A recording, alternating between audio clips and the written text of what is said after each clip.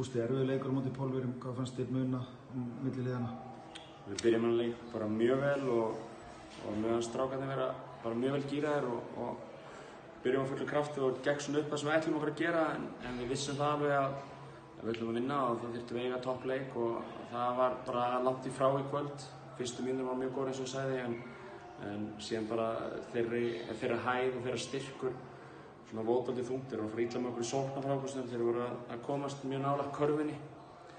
Þannig að þeir voru að keyra ítrekka á körfuna þannig að það var að fara bara mjög illa með okkur og meðan vorum við að tapa alltaf mikið á boltum og klaufulega. En hvernig líst þér á framhaldið svo? Bara nokkuð brattur sko, við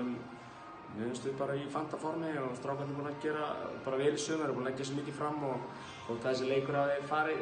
illa í tölum, það voru alveg ljósi punktar í þessum leik, það voru nokkrir sem spiluðu mjög betur í dag en í gær en riðillinn sem við erum í rosalega sterkur og mörg sterkur